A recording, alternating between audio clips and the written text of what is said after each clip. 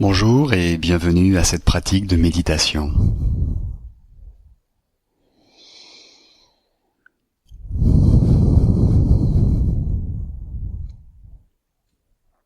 Pour commencer, je prends une position confortable et tonique.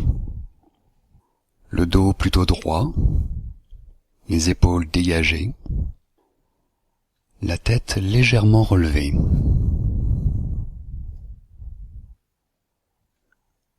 Mon attention se pose délicatement sur le souffle de ma respiration.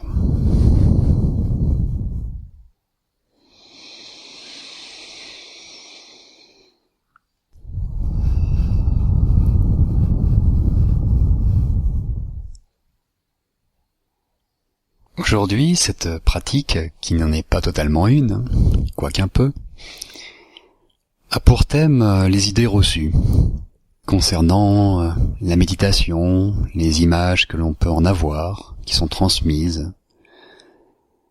Et il apparaît important de relativiser ce qui a pu être stigmatisé et ce qui est recherché à travers une pratique de méditation.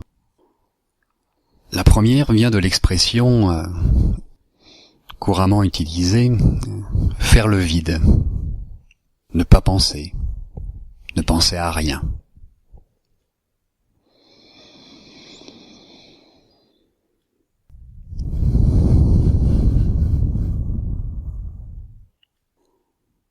Ce qui est évoqué à travers cette phrase,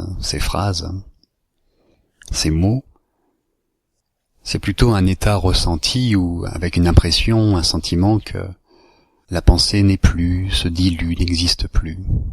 Et à un certain point, cela peut être en effet ressenti.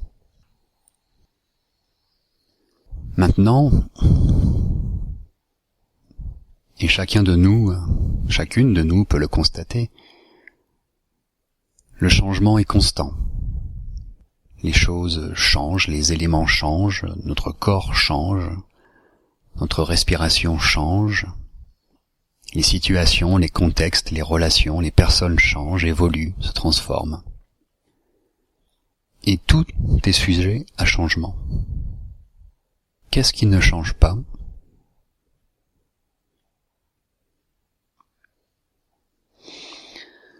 Au même titre, notre pensée, ce qui nous anime, est en constante fluctuation, en constant changement. Et notre flux de pensée est lui aussi constant. D'ailleurs, quand nous dormons, nous rêvons et l'activité cérébrale continue, certes. Elle est différente, distincte d'un état éveillé et d'un état de sommeil. Et en même temps, il y a bien une activité, que je sois endormi ou actuellement éveillé. Et la méditation va permettre de mettre à jour davantage au début ce flux constant de pensée qui, telle une cascade, une rivière, avec son flot, plus ou moins fort, plus ou moins présent, plus ou moins tumultueux, un flot qui s'écoule, qui parfois nous emporte dans nos idées, dans nos pensées, et parfois un flot qui nous semble très calme, apaisé, voire même absent. Et vouloir ne pas penser ou ne penser à rien, peut-être peut-on y arriver quelques instants. Déjà, cela demande un effort considérable de concentration, d'attention, et c'est comme si nous mettions un barrage au flot naturel d'une rivière. Et à un certain point, à un certain moment, de toute façon, l'eau s'écoulera, d'une manière ou d'une autre. Et la méditation permet de développer cet espace d'attention qui accueille l'ensemble de ce qui m'anime, et particulièrement ce flux de pensées, et qui génère entre autres sensations, émotions et d'autres pensées, et ainsi de suite. Donc faire le vide, ne penser à rien, ne vouloir pas penser, c'est plus le résultat d'une pratique, en termes de ressenti, et de vouloir de s'attacher à cette recherche, à cet état, même si l'intention est noble, cela peut créer bien plus de troubles, et donc être contre-productif des bienfaits de la pratique de méditation. Ainsi, au début de notre pratique, c'est tout à fait naturel de se rendre compte que peut-être la rivière est bien plus grande que l'on l'imaginait, on l'a pensé, on l'a ressenti. Et ce flux peut nous paraître impressionnant, même parfois nous perturber. Et ce flux fait partie de cette énergie qui nous anime, cette énergie de vie qui est présente à chaque instant, qui vous permet de ressentir, d'observer, d'entendre même les mots que je vous partage. Une autre idée reçue est relative au fait de garder une position figée, rigide, telle une statue. C'est vrai qu'en regardant une photo de quelqu'un, d'un méditant de longue date, que ce soit un moine ou un pratiquant avancé, la photo est plutôt statique. Cependant, à bien observer, même si une stabilité s'installe naturellement à travers la pratique et la posture, la respiration est présente. Je respire. Et même si ma respiration se fait plus profonde, plus lente, voire infime, elle génère dans mon corps des changements. C'est sûr que mon corps n'est pas forcément agité, les bras balancés dans tous les sens et dodelinant ou manière déséquilibrée. Et en même temps, le mouvement est présent.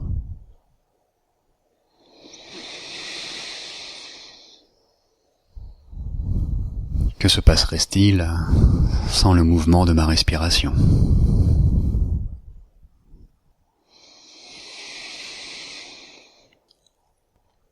Là encore, à travers la pratique, c'est sûr qu'une position va se stabiliser.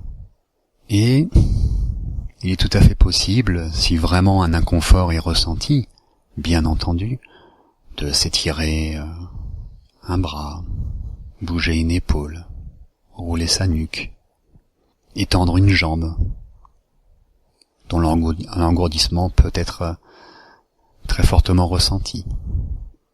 Là encore, le plus important est d'être confortable durant cette pratique de méditation, cet espace d'attention à soi. Et c'est sûr que, avec la pratique, les quelques désagréments qui peuvent être ressentis, tel un fourmillement, une légère tension, vont aussi se dissiper par notre présence. Et c'est à chacun, à chacune de trouver le juste milieu entre un désagrément passager et un inconfort insurmontable ou générant trop de tension à vouloir le surmonter. Une troisième idée reçue est de rester concentré tout le temps et de manière très sérieuse.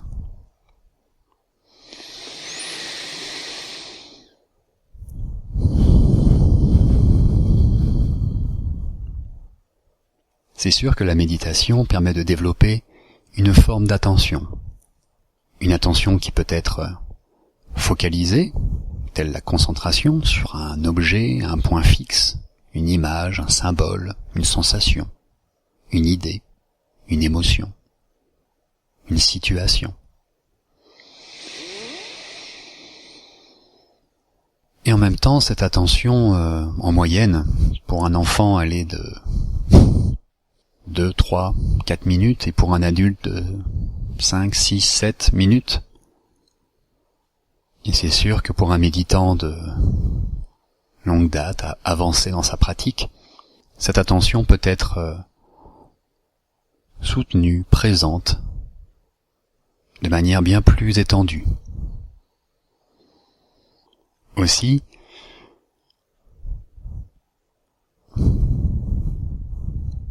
rester sérieux n'est pas un gage de pratique pleinement réussie.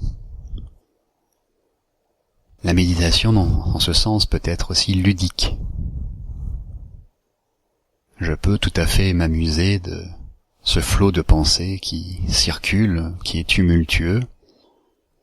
Et même si parfois je suis emporté, je peux observer que je suis toutefois assis confortablement et de manière tonique, que ce soit sur une chaise, un canapé, un coussin de méditation, ou même allongé. Ce qui se passe, en partie se passe dans ma tête, dans mon corps, et en même temps, en ce moment, là, ici et maintenant, tout va bien.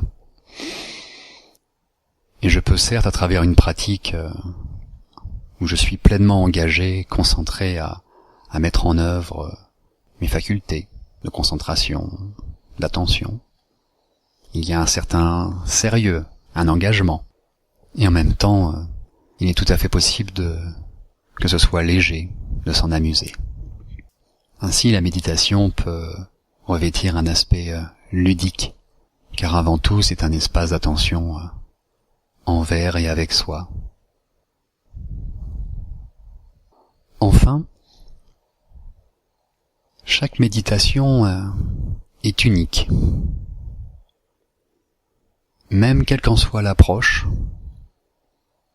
une approche similaire partagée par un ensemble d'individus, un ensemble de personnes, des pratiquants qui suivent la même approche, les mêmes techniques. De toute façon, mon corps est unique. Votre corps est unique.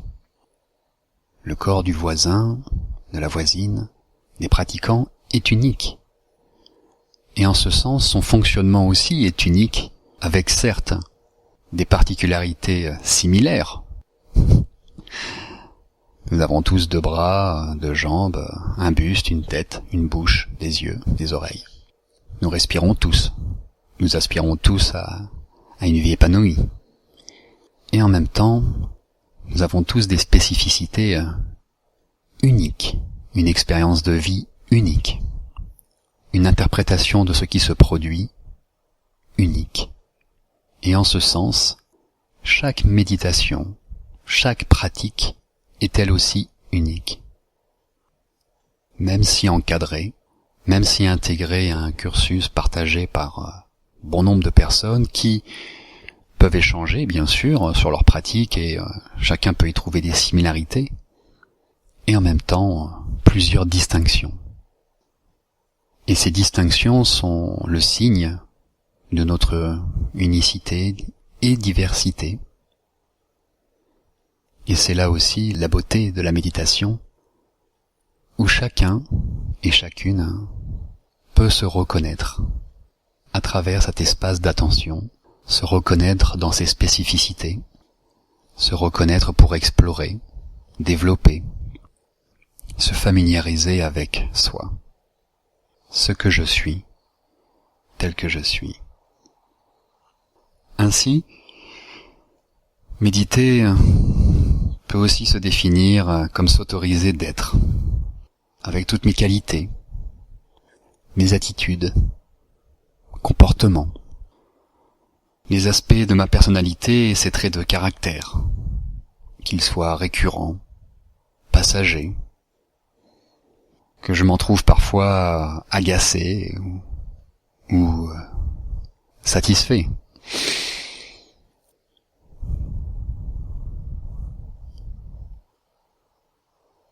Dans les prochaines minutes, en silence, je reconnais tous les bienfaits de cette pratique.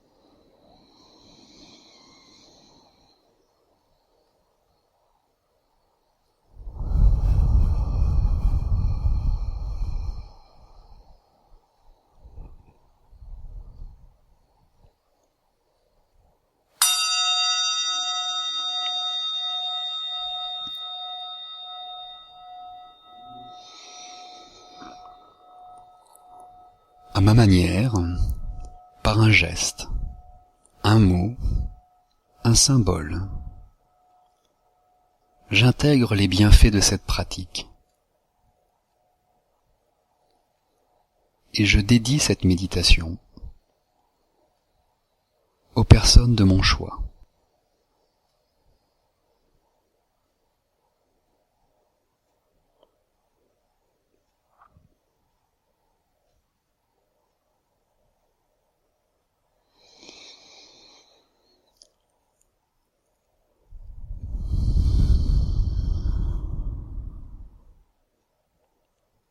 Pour conclure, c'est le sourire au cœur que je vous souhaite une belle fin de journée.